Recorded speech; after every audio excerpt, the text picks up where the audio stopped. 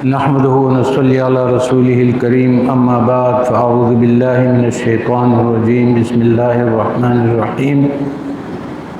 کل رات ہمارا درس کا سلسلہ جو تھا وہ اولئک علیہم انعم اللہ، جس پر اللہ تبارک و تعالیٰ نے انعام کیا ہے، والنبیین والصدیقین والشہداء والصالحین کے، اور اہدنا الصراط المستقیم کے بعد جو سب سے پہلے اللہ تبارک و تعالیٰ نے فہرست پیش کی، نام لیا، نشاندہی کی، تو اللہ تبارک و تعالیٰ نے یہ فرمایا کہ انعمت علیہم، وہ راستہ جو انعام کیا گیا اس پر، اس کے بات جاری تھی کل رات، اور آخری اس تک بات پہنچی کہ مولانا نے سارے انعام والوں کا نام لیتے لیتے جو پچھلے درس میں تھے، اور آخر میں ایک بات پہ خاتمہ ہوا تھا کہ مولانا نے کہا میں جتنا اس کا نام لے لوں، اس کے تعریف بیان کروں، میرے لیے یہ اس لیے مشکل ہے کہ میں کر نہیں سکتا، اس کو اور نام چاہیے جو ان کی کیفیات، ان کی حقیقتیں اور ان کے درجات اور ان کی کمالات، ان کے قربت اللہ تعالیٰ کے ساتھ ان کے تعلق کو میں کیسے اپنے الفاظ سے واضح کروں۔ حق تو یہ ہے، میں اب اپنی بات کر رہا ہوں، حق تو یہ ہے کہ میں اپنے، اب اس کا یہ ہوا پچھلے سبق میں کہ ہم نے یہ سیکھ لیا کہ کتاب اللہ اور رجال اللہ، اس کے بغیر انسان کو معرفت اور حقیقت تک اور اللہ تعالیٰ تک راستہ نہیں ہے۔ کتاب اللہ کا اپنا راستہ ہے، اور رجال اللہ کا تعلق جو ہے وہ انہوں نے محبت کے راستے سے بتایا کہ جب تک آپ کی اطاعت اور محبت اس شخص سے نہیں ہوتا، کامل اتباع آپ کو نصیب نہیں ہوتا اس آدمی کا۔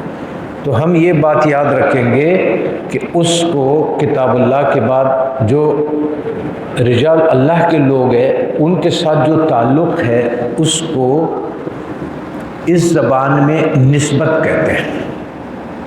مثال کے طور پہ جیسا ہم یہ کہتے ہیں کہ حضرت ابوبکر صدیق رضی اللہ تعالیٰ عنہ کا نسبت رسول اللہ صلی اللہ علیہ وسلم سے بن گیا، اس طرح ہم کہتے ہیں کہ فلاں کا نسبت، یعنی ہمارے علم میں جو ہم پچھلے دنوں میں بات کر رہے تھے کہ علم تین قسم کا ہو گیا، ایک علم شریعت کا ہو گیا، ایک علم معرفت کا ہو گیا، جو معرفت کا علم کا تعلق دل سے تھا، شریعت کا احکامات اور فقہ اور تمام چیزوں مکمل عقائد، اور یہ اور حقیقت کا علم عالم ارواح سے ہے جس سے عرش سے اوپر اس کا تعلق ہے۔ اور اس کچھ آپ علم ایسا سیکھ لیتے ہیں کہ آپ قاری صاحب سے سیکھ لیتے ہیں، ایک آدمی طالب علم قاری سے سیکھتا ہے تجوید، پھر اس کے بعد وہ قرات سیکھتا ہے۔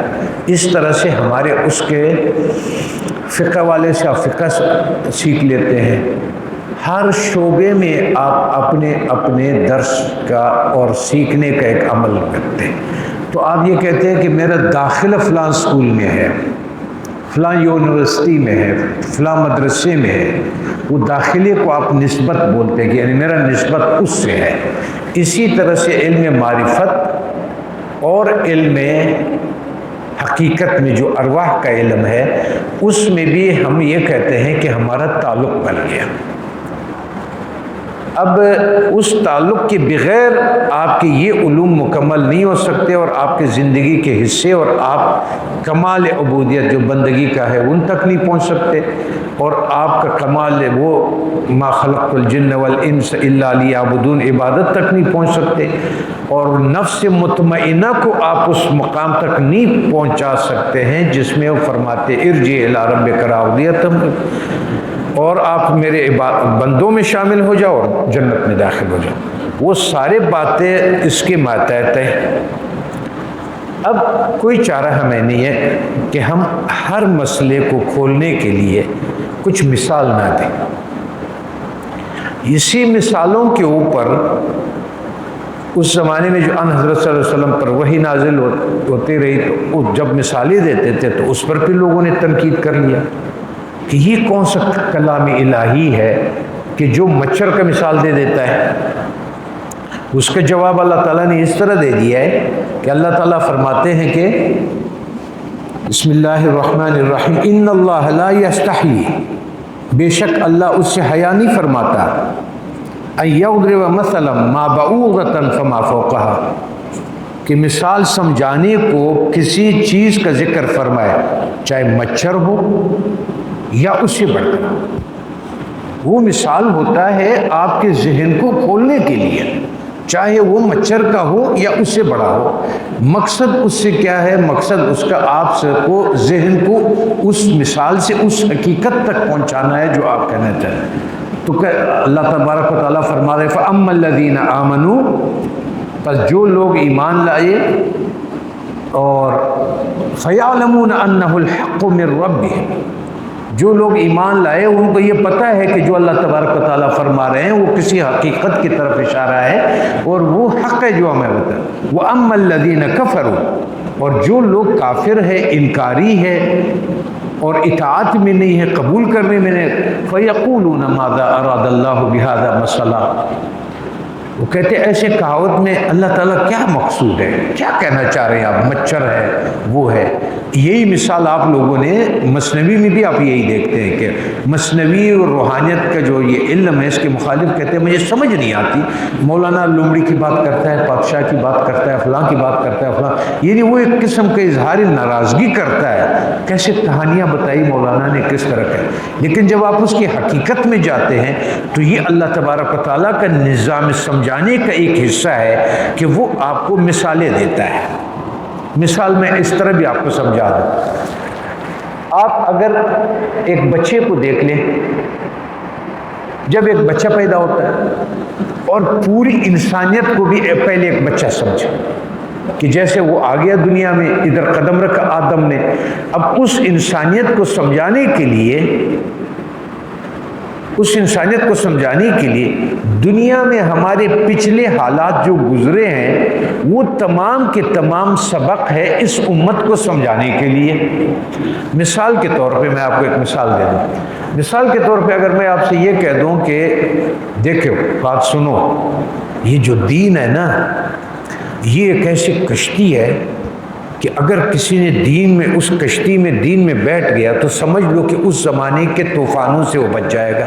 اس کو بات اس طرح نہیں سمجھ آئے گی جس طرح اللہ تبارک و تعالیٰ نے پوری دنیا کو بھر دیا پانی سے، طوفانی کر دیا، سب کو غرق کر دیا اور ایک نوح علیہ السلام کی کشتی کو اس میں سمجھا دیا۔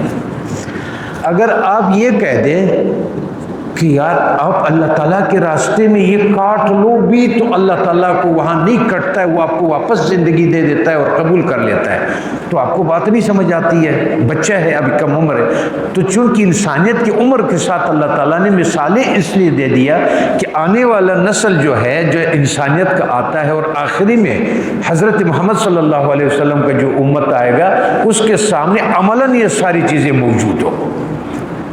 تو اب اس کا جو ہے، اب میرے نزدیک ہر صدیق جو اپنے زمانے میں قیامت تک پیدا ہوگا اس کا نسبت اس زمانے کی فتنوں کے لیے ایسا ہے جیسے کشتی ہے نوح۔ اس لیے یہ کہا گیا کہ ہمارا یہ لطیفہ حضرت نوح علیہ السلام کے زیر قدم ہے، یہ لطیفہ حضرت ابراہیم علیہ السلام کے زیر قدم ہے۔ تو جیسا میں نے پچھلے اسباق میں بھی کہا کہ حضرت ابراہیم علیہ السلام سے کیا کام لیا گیا ہے؟ قربانی بھی اس نے پیش کر دیا، انہوں نے آگ کو بھی جان دے دیا۔ اب اگر آپ کہتے ہیں کہ اگر آپ کو حق بات کے اوپر آپ کو آگ میں بھی ڈال دے تو آپ کے ساتھ ایسے ہوگا ایسے ہوگا، تو انسانیت چونکہ شعور ابھی کم ہے، ان کے سامنے تاریخ نہیں ہے، تو اللہ تعالیٰ نے آنے والوں کے لیے وہ قربانی کا بھی مثال اس میں رکھ دیا۔ اگر آپ اس کو کہہ دیں کہ اپنے خانہ کعبہ کو پاک کرو تمام محبتوں سے، صرف اللہ تعالیٰ کے لیے کر دو، تو جب آپ کو اپنے صاحب نسبت سے نسبت ہو جاتی ہے تو وہ آپ کے دل کو ایسے بناتا ہے اللہ تعالیٰ کے گھر کو جیسے حضرت ابراہیم علیہ السلام اور حضرت اسماعیل علیہ السلام نے خدا کے گھر کو بنایا۔ تو یہ اس لطیفے کا زیر قدم ابراہیم کہتے ہیں اس کو، اور چونکہ اس نے نمرود سے مقابلہ کیا تھا تو اس طرح سے اس کو نمرود سے نفس سے آپ کو مقابلہ کرنا ہوتا ہے جو اس وقت حکومت میں ہوتا ہے اور تمام عالم خلق میں اس کے ہر چیز اس کے لیے مہیا ہے۔ تو مقصد کہنے کا میرا یہ ہے کہ آج جو میں بات کر رہا ہوں میں کچھ مقامات کے لیے مثال دے رہا ہوں کہ نسبت کو ہم کیسے سمجھیں. نسبت تک تو ہم آ گئے، کتاب اللہ اور نسبت، لیکن نسبت میں کن لوگوں کا نسبت ضروری ہے؟ صدیقین کا، کہ جن کا کام یہ ہے کہ وہ. اب صدیقین کو سمجھنے کے لیے میں یہ سارے باتیں بطور مثال ادھر سے ادھر سے کر رہا ہوں. سب سے پہلے صدیقین میں سے مجھے اپنے مرشد کا اور اپنے تعلق بیان کرنا چاہیے تھا، کیونکہ میں اس میں سے وہ میں نے اپنے مشاہدے سے خود دیکھا ہوا ہے. لیکن اگر میں اپنے کیفیات اور اپنے نسبت کی کیفیات کو آپ کے سامنے ذکر کروں گا تو پھر بات ایسے ہو جائے گی کہ وہ ذاتی والے معاملات آئیں گے کہ یہ پتہ نہیں ہوا کیسے ہوا، یہ کیسے بات کر رہا ہے، کیوں بات کر رہا ہے، یہ ایسے کر رہا ہے، یہ ایسے، وہ 100 بحث و مباحثہ اس میں بن جائے. لازماً مجھے اپنے اس کو چھوڑ کر کے اپنے اس تعلق کو، نسبت کو، میں آپ کو اس کو اوپر سے شروع کرتا ہوں تاکہ اس کو ہمیں سمجھ آ جائے کہ انعمت علیہم کون ہے، کیا نشانی ہے، کیا کام ہے اور کیا طریقہ کار. اس میں کوئی شک نہیں ہے کہ مجھے خود بہت پریشانی ہوتی ہے کہ میں یہ چاہتا ہوں کہ میں اس بات کو نمٹا دوں، میں نے شروع کر لیا ہے، غلطی سمجھے جیسا بھی سمجھے، لیکن جب میں اس کے وسعت کو دیکھتا ہوں، میں آپ لوگوں کے سامنے بیٹھتا ہوں نا، حقیقت بات یہ ہے کہ اللہ گواہ ہے، مسجد میں بیٹھا ہوا ہوں، باوضو بیٹھا ہوا ہوں، نماز پڑھیے، کہ میں حیران ہو جاتا ہوں کہ شروع کدھر سے کروں، ختم کدھر کروں، کون سا مثال لے آؤں. اتنی حقیقتیں آپ کے سامنے کھل جاتی ہے.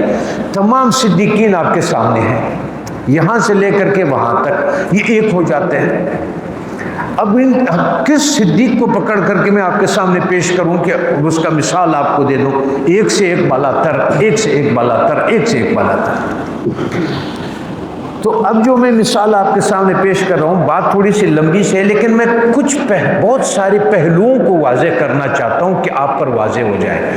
صدیقین کا، اس کا طریقہ کار، اس کے وجود، ان کی منزل اور ان کی زندگی، اور وہ چیزیں ہم پر واضح ہو جائے تو دو چیزیں ہمیں آتے ہیں.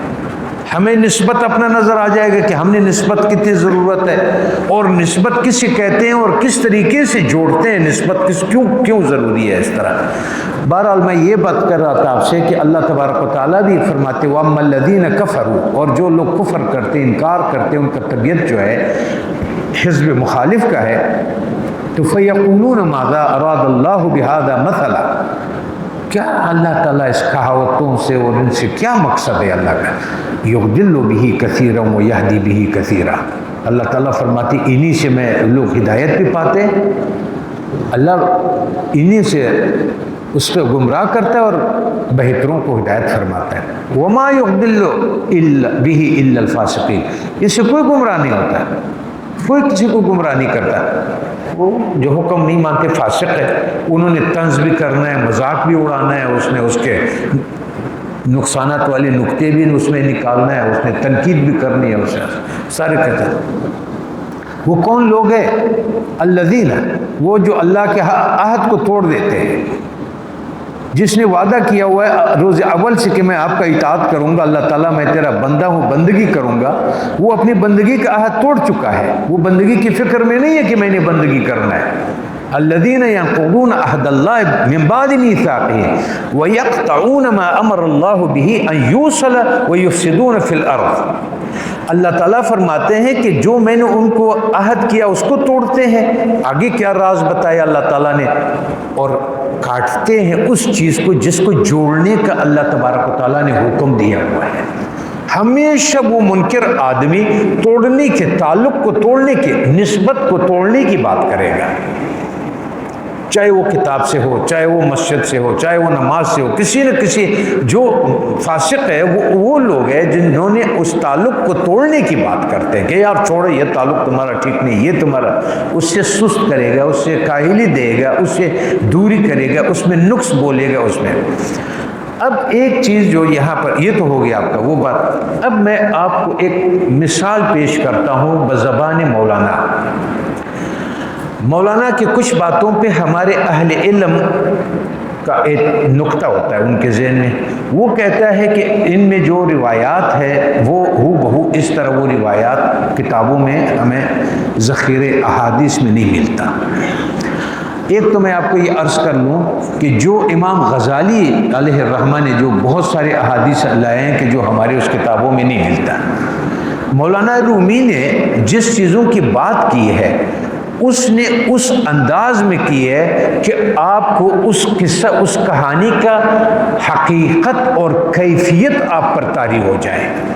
اس کے اندر کی کیفیت کو جب آپ محسوس کریں گے تو ان کی جو بات ہے وہ اس حقیقت کو جو عالم امر سے اور عالم اس سے علم معرفت اور حقیقت سے وہ محسوس کرتا ہے, اس قصے کو وہاں دیکھتا ہے, وہ اس آنکھ سے آپ کو یہ بیانات کرتا ہے. تو اگر اس کے ساتھ تھوڑا اوپر نیچے ہو جاتا ہے تو اہل علم تو اس پہ انکار تنقید کرنا ہے اس کا حق ہے, بھلے کرے.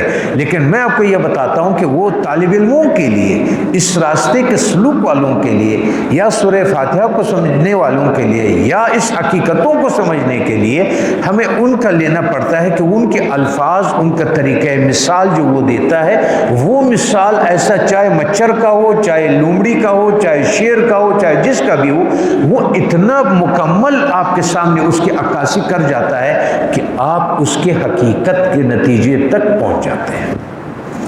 تو ہمارا جو بحث ہے, جو ہمارا سلسلہ ہے 2-3 راتوں سے اہدنا الصراط المستقیم کے بعد ایاک نعبد پتا و ایاک نستعین و اہدنا الصراط المستقیم. صراط المستقیم کون سا ہوا؟ جو انعمت علیہم, جس پر آپ نے انعام کیا ہوا ہے. ہم ابھی انعام والے لوگوں میں پھنسے ہوئے کہ انعام والوں کو اور کھولے سمجھنے کے لیے تاکہ ہمارا نسبت کیسے ان سے بنتا ہے. ایاک نستعین میں تو ہم نے کہہ دیا کہ آپ کا محبت کا رشتہ جب تک رسول اللہ صلی اللہ علیہ وسلم سے نہیں بنتا لب لباب تو وہ آپ کا کام نہیں بنتا. اسی طرح سے صراط المستقیم میں جب تک آپ کا قرآن و سنت اور نسبت کے ساتھ آپ کا تعلق مکمل نہیں ہوتا تو آپ کا وہ چیز مکمل نہیں ہوگا. تو آج اب ہم چلتے ہیں حضرت ابو بکر صدیق رضی اللہ عنہ اور حضرت بلال رضی اللہ عنہ کو, کسی کو مولانا کی زبانی ہم سنتے ہیں, اس میں کچھ پہلوؤں کو ظاہر کرنے کا مقصد ہے ہمارا. سب سے پہلا مقصد کیا ہے؟ سب سے پہلا مقصد ہمارا یہ ہے کہ صدیقوں کا کام کس طرح کرتے ہیں وہ آپ کو نظر آ جائے.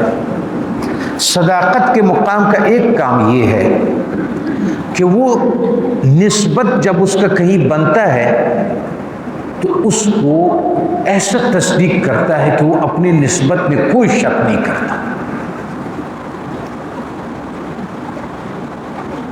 حضرت رسول اکرم صلی اللہ علیہ وسلم فرماتے کہ دو باتیں میں نے جس انسان کو بھی کہی, جس انسان کو میں نے سنایا کہ میں اللہ کا رسول ہوں, اس کے چہرے پہ, اس کی پیشانی پر, اس کی باڈی لینگویج پر, اس کے جسم پر پریشانی اور سوچ کے ہاتھ ذرا جیسا آدمی کو سوچ میں پڑ جاتا ہے کہ کیا ہوتا ہے, بغیر ابو بکر صدیق کہ جب میں نے ان کو کہہ دیا کہ میں اللہ کا نبی بولا سکتا. آگے کیا فرمایا؟ یہ چہرہ جھوٹ نہیں بولتا. ایک بات. دوسری بات یہ ہے کہ صدیقیت کا جو مقام ہے وہ اپنی نسبت پانے سے پہلے بھی تلاش میں, حق کے تلاش میں ہوتا ہے. وہ کہیں ٹھہرتا نہیں ہے کہ میں ادھر ٹھہرا ہوا ہوں. اس میں اہدنا الصراط المستقیم جو بار بار کہنے والا, ان کی طبیعت میں ہمیں حضرت ابراہیم علیہ السلام سے یہ تلاش شروع ہے. اس نے بولا یہ تارے, یہ چاند, یہ سورج, یہ فلانا, یہ بت نہیں ہے ہمارے. وہ اندر کی تلاش ہر صادق جو ہے وہ ہمیشہ تلاش میں ہوتا ہے اندرونی طور پہ کہ مجھے کچھ حقیقت نے ملنا ہے اور میں اسے. یہ دوسری بات ہو گئی. اور جب اس کو حقیقت مل جاتا ہے تو اس حقیقت کو قبول کرنے کے لیے اس میں کوئی درنگ نہیں کرتا. اس کے چہرے پہ, اس کی سوچ میں, اس کی فکر میں اس کو قبول, جیسے وہ دیکھتا ہے نا اس کے بات دل کو لگ جاتی ہے اور اس کو مان لیتا ہے.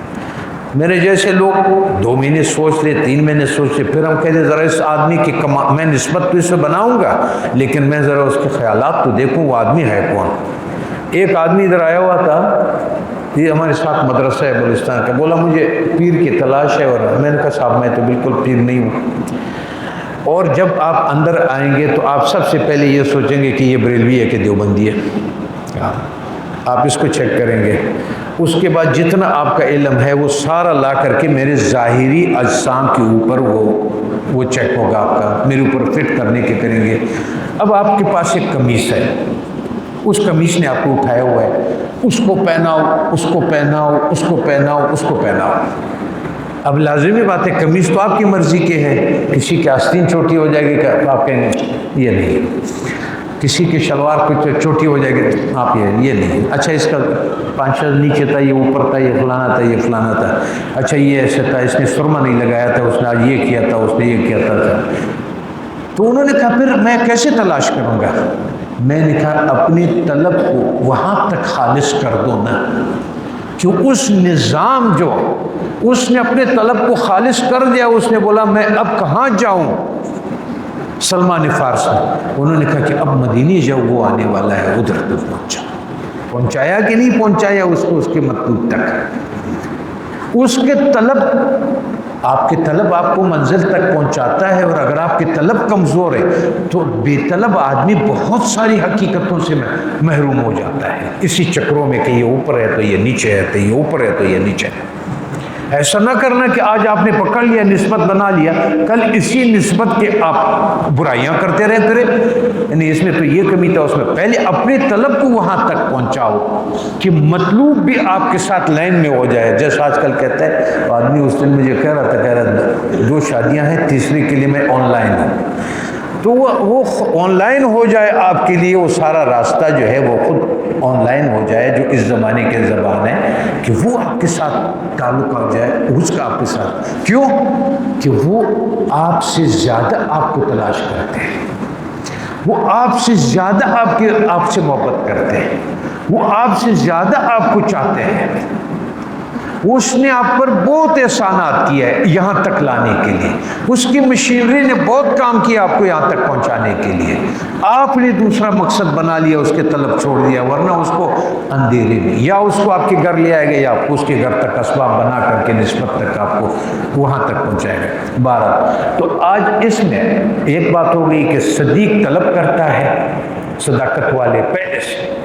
دوسری اس کی علامت یہ ہوتی ہے کہ وہ اپنے مقصد مطلوب جب پا لیتا ہے نا، اس میں شک و شبہات لا ریب فیہ، اس کے لیے یہ ہو جاتا ہے الف لام میم اللہ محمد صلی اللہ علیہ وسلم وذالک الکتاب، یہ وہ چیزیں ہیں لا ریب فیہ جس میں کوئی شک نہیں، ہدی للمتقین، اس کے متقیوں کے لیے کون لوگ ہیں جو یہ کرتے ہیں۔ 12 تو یہ آج جو میں آپ کو مثال میں نے سب کو، حضرت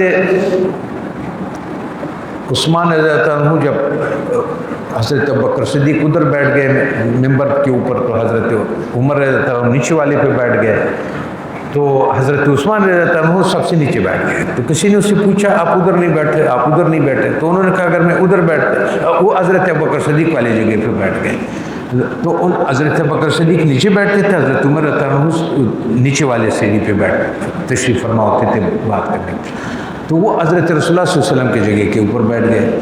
تو سوال والے نے کہا کہ آپ نہ حضرت عمر رضی اللہ عنہ کی جگہ پہ بیٹھ گئے، نہ حضرت ابوبکر صدیق کی جگہ پہ، آپ ادھر بیٹھ گئے جہاں رسول اللہ صلی اللہ علیہ وسلم کا تھا۔ فرمایا وہ اگر میں عمر رضی اللہ عنہ کی جگہ پہ بیٹھتا تو آپ لوگ کہتے میں اس کے ساتھ برابری کرتا، اگر میں ابوبکر صدیق کے ساتھ کرتا، آپ کو بھی پتہ ہے کہ رسول اللہ صلی اللہ علیہ وسلم کے ساتھ میرا کوئی مقابلہ نہیں ہے اور وہ نہیں ہے، تو میں آپ کو شروع کرتا ہوں حضرت اس میں ایک جو نقطے میں اس میں بیان کرنا چاہتا ہوں، وہ نقطے اس میں یہ ہے کہ آپ کو وہ ساری چیزیں جو صدیقیت کے ساتھ ہے وہ نظر آ جائے ایک بات، اور ایک خاص پہلو جو اس قصے میں آپ کو میں نے پیش کرنے کا مطلب ہے وہ یہ ہے کہ جو ہم لوگ صحابہ کو کیوں کسی صحابہ کو سے انکار نہیں کر سکتے، آپ کا جو نسبت ہوتا ہے جس سے آپ کا نسبت بن جاتا ہے وہ آپ کے عالم معرفت اور عالم حقیقت کو اللہ تعالیٰ کے ساتھ جوڑتا ہے، یعنی آپ کے دل کو اور آپ کے روح کو وہ عالم ارواح کے ساتھ جوڑتا ہے جو عالم امر ہے۔ یہی مقصد ہے نسبت جوڑنے کا نا، اسباق کا یہی مقصد ہے کہ اس کے ساتھ جوڑتا ہے۔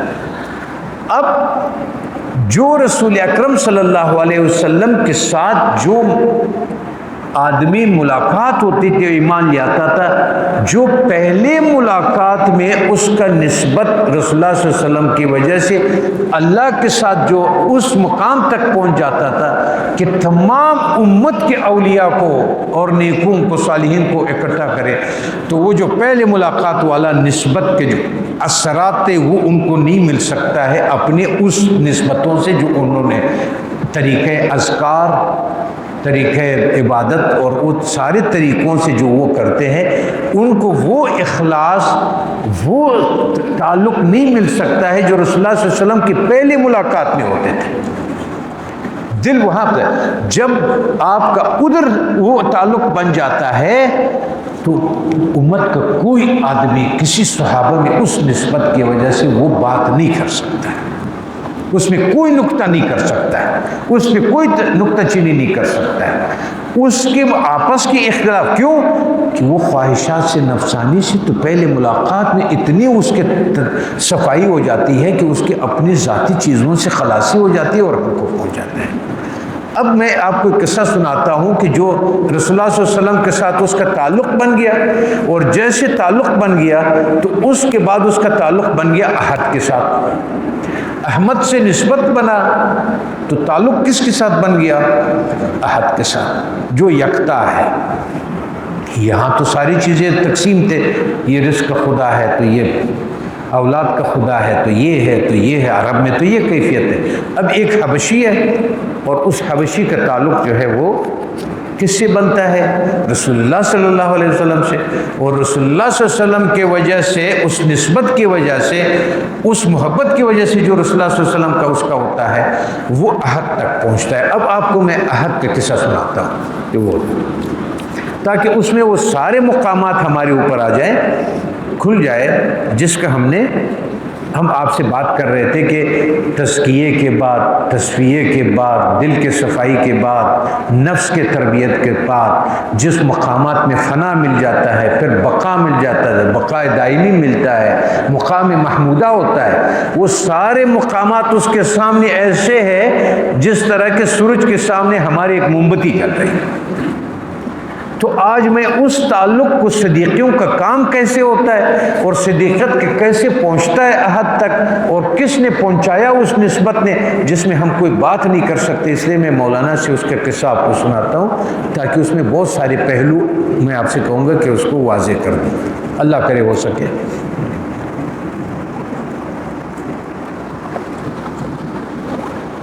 تن فدائے خار میں کرد ان بلال، خواجہ اشمی زد بران گوشمال۔ بلال کے آقا نے خاردار والے ڈنڈے اٹھائے ہوئے تھے جس میں کانٹے تھے، اور مار رہے تھے حضرت بلال رضی اللہ تعالیٰ عنہ کو۔ کس بات کے اوپر؟ کہ چرا تو یاد احمد میں کنی، کہ تو احمد کو کیوں یاد کرتا ہے؟ بندئی بد منکری دین منی، تو بہت برا ہے، تو برا غلام ہے۔ اب جو انتخاب ہے حضرت بلال رضی اللہ عنہ کا، وصلت کا، یہ کیفیت ہر انسان کا ہے۔ اب اللہ تعالیٰ کیا دکھا رہا ہے؟ غلام حبشی، وہ حبشی بھی ہے، غلام بھی ہے، لیکن صدیقیت کا مقام کو دیکھو اب کرتا کیا ہے اس کے ساتھ۔ وہ میزد اندر آفتاب بش او بخار، او احد میں گفت بہر افتخار۔ وہ اس کو مارتا تھا دھوپ میں، ریت میں، گرم میں، دھوپ، عرب کی دھوپ کے سامنے خاردار ڈنڈے سے مارتا تھا۔ وہ پھر کہتا تھا احد، پھر بھی کہتا تھا احد۔ کیوں کہ اس نے اس پہلے ملاقات میں احمد سے میم سے جو لگا تھا اس نے کون سا مقام پا لیا؟ احد کا مقام پا لیا، جو صرف ایک میم کا فرق ہے، اب اور احد۔ یہ احمد ہو گیا، وہ احد ہو گیا، اس کے اتنے درجات مل گئے، اس کو وہ اعلیٰ مقام مل گیا کہ وہ احد تک پہنچ کے اس نے پہچان لیا احد کو اس نسبت کی وجہ سے۔ تو اس کو مار رہے تھے اور وہ احدی کہتے تھے۔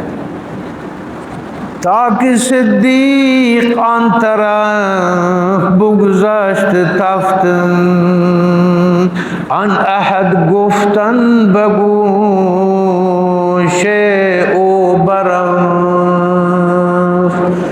دیکھا کہ مارنے کی آواز ہے اور ساتھ ساتھ میں احد کی آواز ہے، تو وہ اس کے پاس آیا۔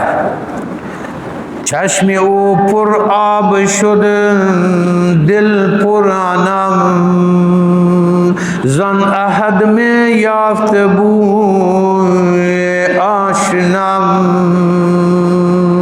ان کی آنکھوں سے آنسو آ گئے، دل پہ تکلیف ہو گئی، اور اس کے ہر احد کہنے سے اخلاص کا اور صداقت کا وہ خوشبو صدیق کو آ رہا تھا۔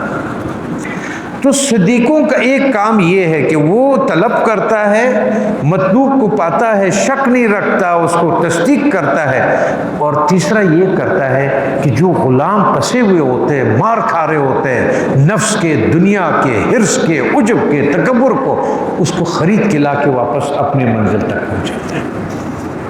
یہ کس کا کام ہے؟ تو اس لیے اللہ تعالیٰ نے کہا کہ نبیوں نے اسے، اب یہ نبوت کے بعد جس نے پہلا آدمی نے اس کام کو شروع کیا کہ وہ جو پھنسا ہوا، یہ دیکھیں حبشی بھی ہے، حبش ہے، غلام ہے، گرمی ہے، مارنا ہے، تکلیف میں ہے، لیکن کہتا کیا ہے؟ نسبت بن گئی ان کے احد کے ساتھ اور احمد کے ساتھ۔ تو یہ آنکھوں سے آنسو آ گئے، دل بھر گیا اس کا تکلیف سے، اور احد سے خوشبو آ رہی تھی۔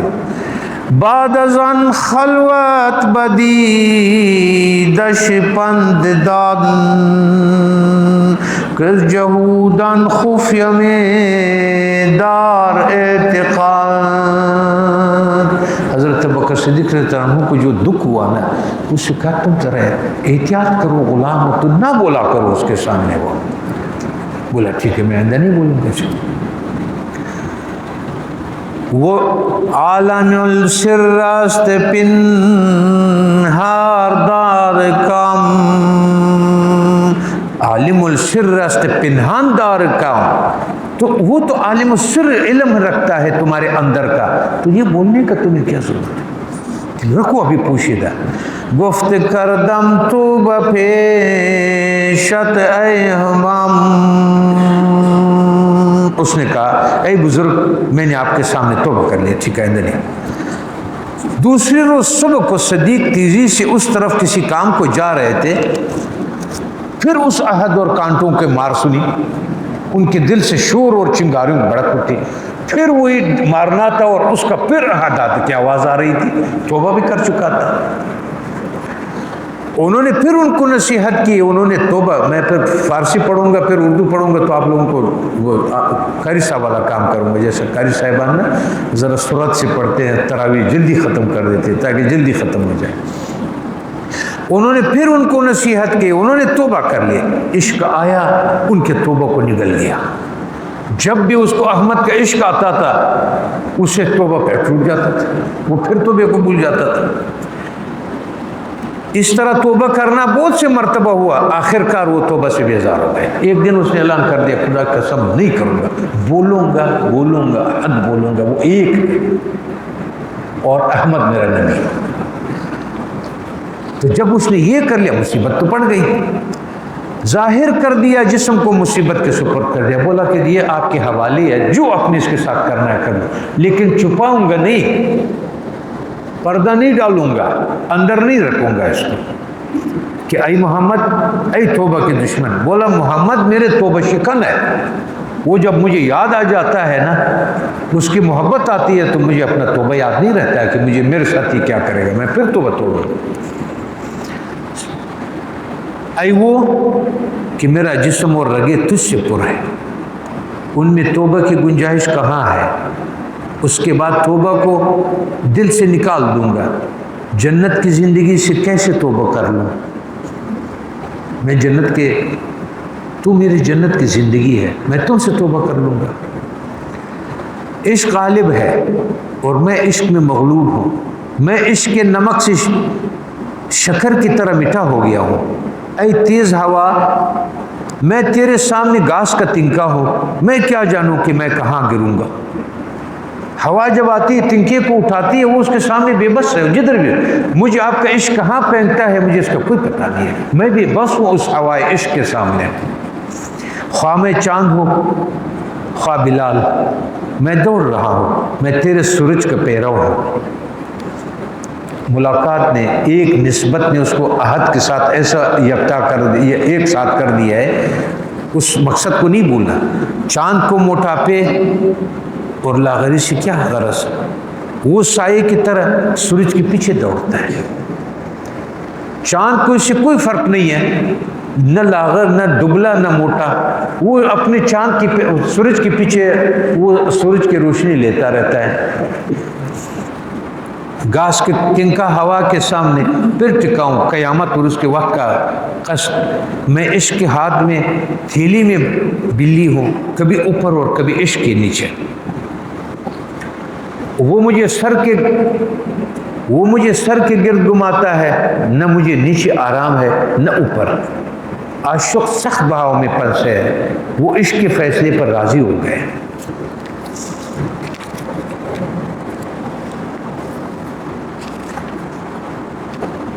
اب ہلال بلال کے یار ہو گئے، ان کے لیے کانٹے کا زخم گل و گلزار ہو گیا، ہر کانٹے کے زخم سے جسم چلنی ہو گیا، میری جان اور جسم نصیب و وری کا چمن بن گیا۔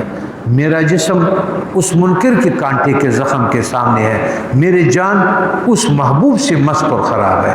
میرا یہ جسم میرے عشق کے سامنے ہے جو مجھے مار رہا ہے، میں نے اس کو دے دیا ہے۔ میں نے اپنے اندر کی جان جو ہے وہ میں نے احمد کو دیا ہوا ہے۔ آپ نے جتنا مجھے مارنا ہے تم مجھے اس سے الگ نہیں کر سکتے ہو، جو میرا اندر سے اس کے ساتھ ہے۔ جس طرح ایک جان کی خوشبو میرے جان کو پہنچ رہی ہے، مجھے مہربان دوست کی خوشبو آ رہی ہے۔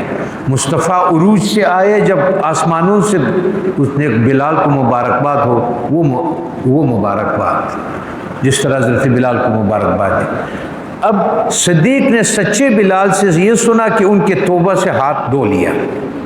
جب اس نے یہ بات سن لیا کہ وہ کہتا ہے کہ میں اب نہیں چھپاؤں گا، یہ توبہ اب میں نہیں کروں گا کہ میں بات چھپاؤں اور ان کے سامنے میں ٹھیک رہوں، اور میں یہ نہیں کروں گا۔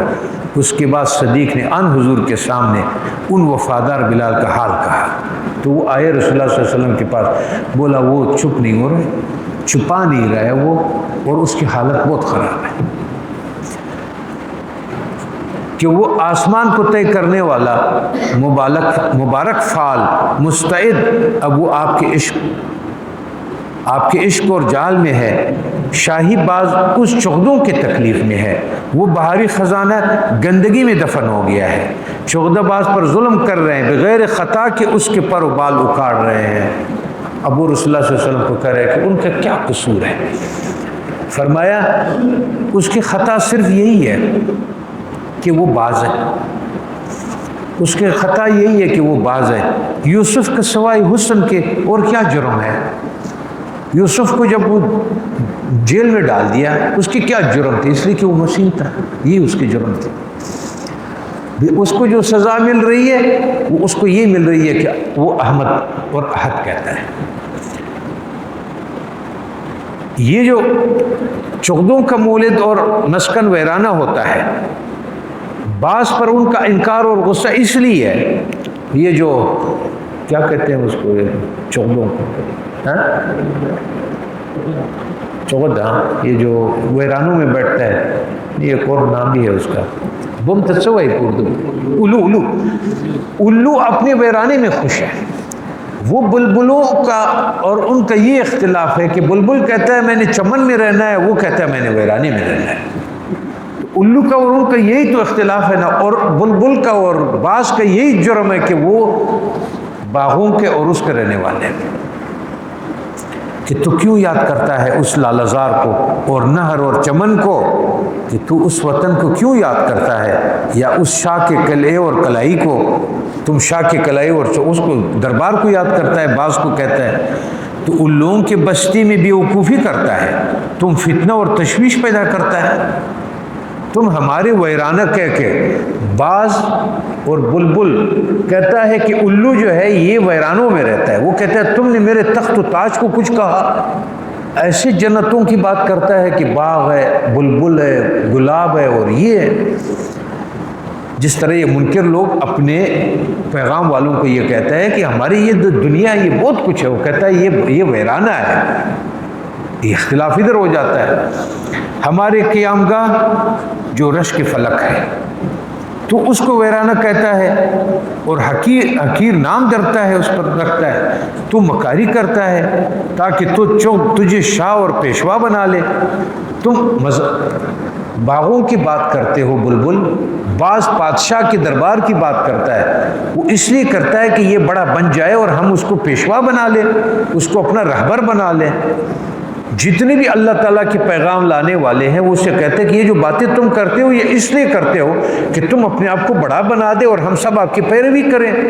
آپ کہتے ہیں یہ دنیا ویرانہ ہے، یہ نفس ویرانہ ہے، یہ ساری چیزیں ختم ہونے والی ہے، یہ سب غلط راستے پہ تم جا رہے۔ تو وہ کہتا ہے کہ اس میں یہ کہتا ہے یہ اپنے آپ کو ہمارے سامنے پیش کرے، تو ان میں وہم اور دیوانگی پیدا کر رہا ہے، تو اس جنت کا نام ویرانہ رکھ رہا ہے۔ اے بد صفات، ہم تیرے سر پہ اتنا ماریں گے کہ تو مکر اور بکواس کو چھوڑ دے۔ تو جب وہ بلال یہ باتیں کرتا تھا تو اس نے کہا ہم تمہارے سر پہ اتنا ماریں گے تمہیں کہ تم یہ بکواس بند کر دے۔ نہ پھر تو عہد کا ہے، نہ تو پھر احمد کا ہے، نہ تو جنت کا نام لے لے اور نہ اپنے بقا اور فنا کا نام لے لے۔ مشرق کے رخ اس کا چار میخ کرتے ہیں، ننگے بدن اس پر کانٹے دار لکڑی مارتے ہیں، اس کے جسم سے سینکڑوں جگہ خون ابل پڑتا ہے، وہ عہد کہتا ہے اور سر ڈال دیتا ہے۔ میں نے نصیحتیں کی کہ دین کو پوشیدہ رکھ۔ اب حضرت ابوبکر صدیق فرماتے ہیں رسول اللہ صلی اللہ علیہ وسلم کہ میں نے اس کو بہت نصیحتیں کی کہ اب دین کو پوشیدہ رکھ، ملعون کافروں سے راز چھپا، وہ عاشق ہے، اس کے لیے قیامت آ گئی ہے، حتیٰ کہ توبے کا دروازہ اس پر بند ہو گیا۔ جس قیامت سے پہلے توبے کا دروازہ بند ہو جاتا ہے تو بلال سے توبہ کرنا کہ میں چھپا کے رکھوں گا، یہ توبہ اس نے ختم کر دیا، یہ دروازہ اس پر بند ہو گیا۔ عاشقی اور توبہ یا صبر امکان، اے جان یہ بہت عظیم مال ہوتا ہے۔ تو یہ توبہ کیڑا ہے اور عشق اژدہا ہے۔ جب اس کو عشق آ جاتا تھا، اس نے جو توبہ کیا ہوا تھا مصلحت کے لیے، وہ اس اژدہا اس توبے کو کھا لیتا تھا۔ توبہ مخلوق کی صفت ہے اور عشق خدا کا صفت ہے۔ وہ اپنی صفت جو مخلوقی کا چھپانے کا یہ اس کی صفت ہے، اور عشق جو اس میں ابل پڑتا تھا وہ اللہ کی صفت تھا۔ عشق بے نیاز خدا کے اوصاف میں سے ہے، اس کے غیر سے عاشقی مجاز ہے، اس کے غیر سے تو سارے وہ الو والی باتیں ہیں جو وہ کر رہے ہیں، کیونکہ وہ ملمع شدہ تانبا ہے، اس کا ظاہر روشن اور اندر دعا ہے۔ اس نے کہا یہ بہانے مانے کہ مجھے مار دے گا، مجھے یہ کر دے گا، یہ سارا تانبے ہے، یہ سونا نہیں ہے، وہ میں حقیقت دیکھ لیا میں نے۔ جب چمک چلی جاتی ہے اور دعا نمودار ہو جاتا ہے، اس وقت مجاز عشق خدا ٹھنڈا پڑ جاتا ہے، اس وقت مجازی عشق ٹھنڈا پڑ جاتا ہے۔ آپ کو جتنے مجازی چیزوں سے عشق ہے، جب حقیقت کا دن آ جاتا ہے تو بچہ بھی آپ کو دفن کرنے لگتا ہے، دنیا بھی آپ کو چھوڑنے لگتا ہے، وہ سارے عشق کی محبتیں کدھر گئی، وہ سارے ٹھنڈے پڑ جاتے ہیں۔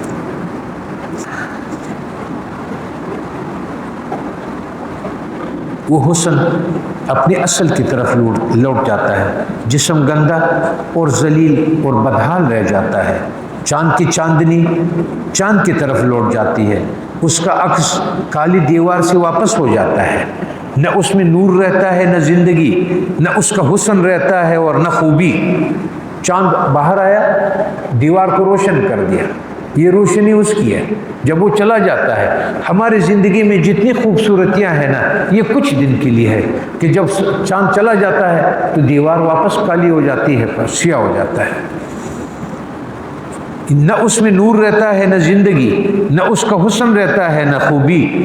اس حسین کی بغیر پانی اور مٹی رہ جاتی ہے، وہ دیوار چاندنی کی بغیر بھوت کی طرح رہ جاتی ہے۔ کھوٹا جس کے اوپر سے سونا اڑ گیا، وہ سونا واپس ہو گیا، اپنے کان میں جا بیٹھا۔ رسوا تانبا دھوئے کی طرح رہ جاتا ہے، اس کا عاشق اس سے زیادہ روسیا ہو جاتا ہے۔ عقل مندوں کا عشق سونے کے کان سے ہوتا ہے، لامحالہ ہر روز بڑھتا ہے۔ اس نے سونے کے کان تجھے، شاباش تیرے بارے میں شک نہیں ہے، لا شک فیک، کیونکہ سونے پن میں کان کا کوئی شریک نہیں ہے۔ جو کھوٹے کو کان کا شریک بنائے، سونا لامکانی کان میں چلا جائے گا۔ عاشق اور معشوق اضطراب سے مر گئے، مچھلی رہ گئے اس بھنور سے پانی چلا گیا۔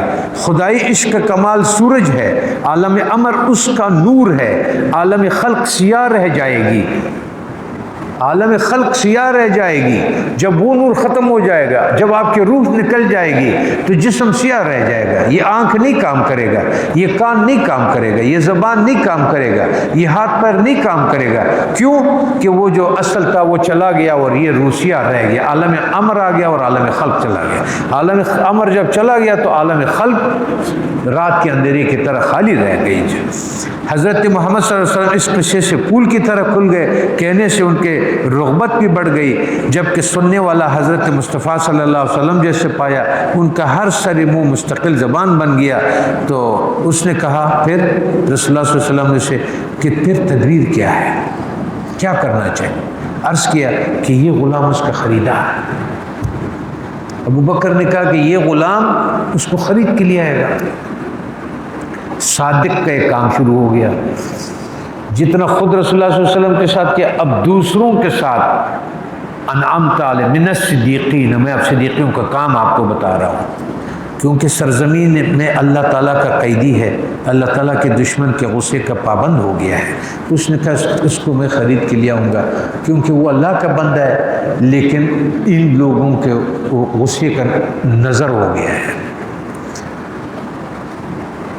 حضرت مصطفیٰ صلی اللہ علیہ وسلم نے اس سے فرمایا کہ اے نیک بختی کے جستجو کرنے والے، خریداری میں میرا تیرا شریک بنتا ہوں۔ رسول اللہ صلی اللہ علیہ وسلم نے کہا اس کو خرید دو، لیکن اس میں مجھے بھی شریک کر دو، تو میرا وکیل بن جا اور آدھے کا میرے لیے خریدار بن جا، مجھ سے قیمت لے لے۔ عرض کیا 100 بار خدمت کرتا ہوں۔ فوراً روانہ ہو گئے اس بے پناہ کافر کے گھر کی جانب۔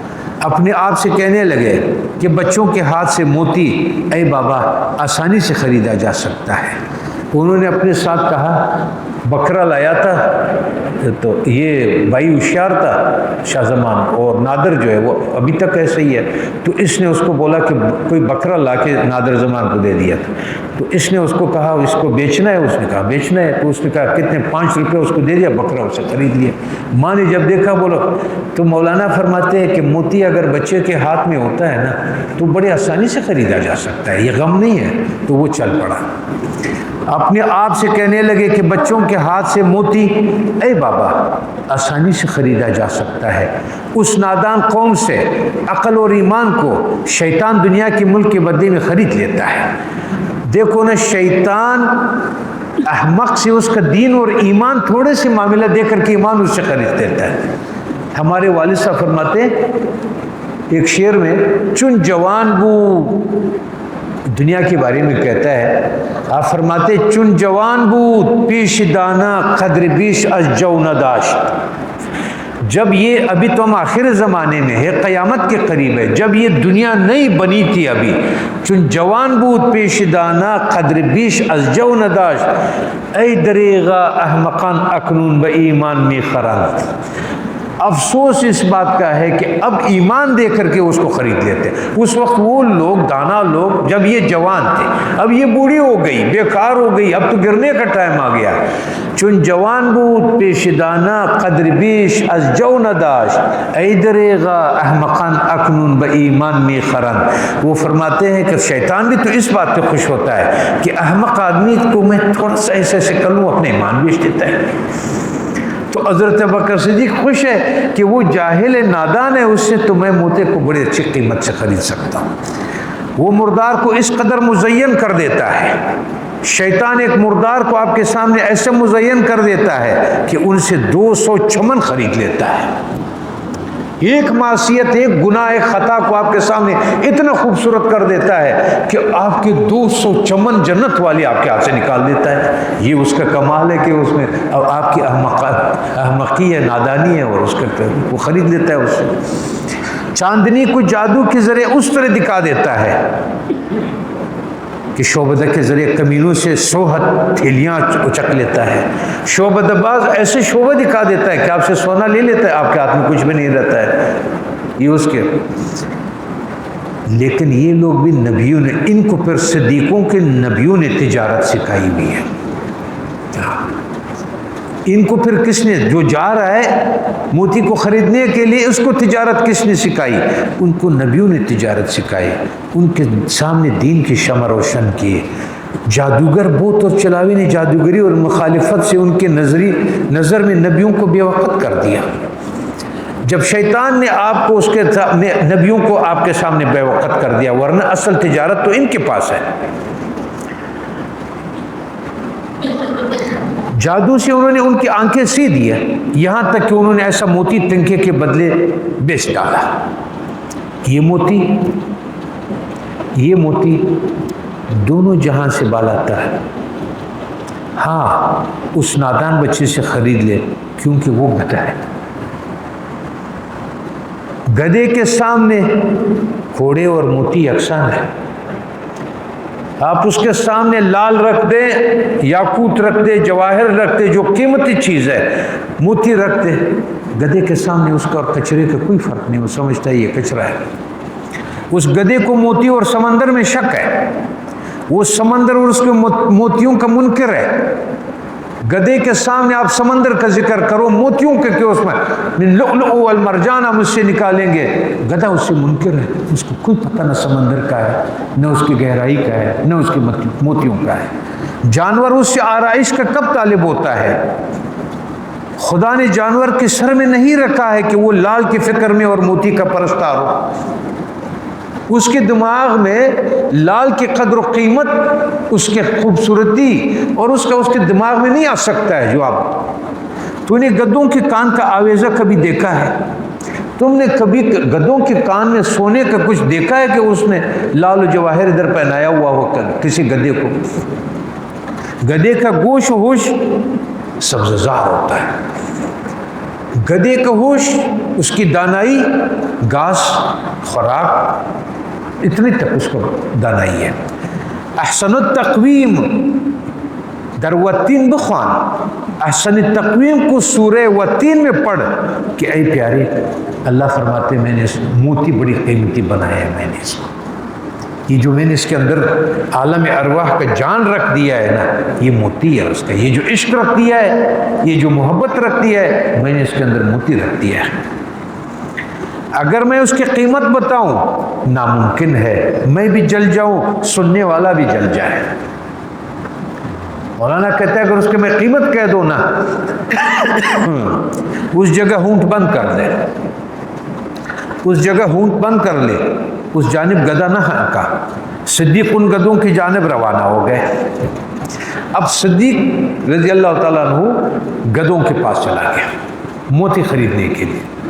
اس جگہ ہونٹ بند کر لے، اس جانب گدھا نہ ہانکا. کنڈی بجائی.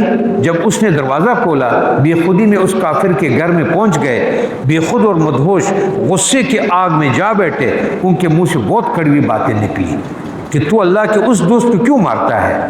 اس نور کی دشمن، یہ کیسا کینہ ہے؟ اگر تجھ میں اپنی دین کی باری میں سچائی ہے، تیرا دل ایک سچے پر ظلم کیسے گوارا کرتا ہے؟ ابو بکر نے اس سے کہا کہ جس دین میں تم جس میں بھی ہو، کیا اس دین میں کسی بیچارہ غلام پر اتنا ظلم کوئی جائز ہے جو تم کرتے ہو؟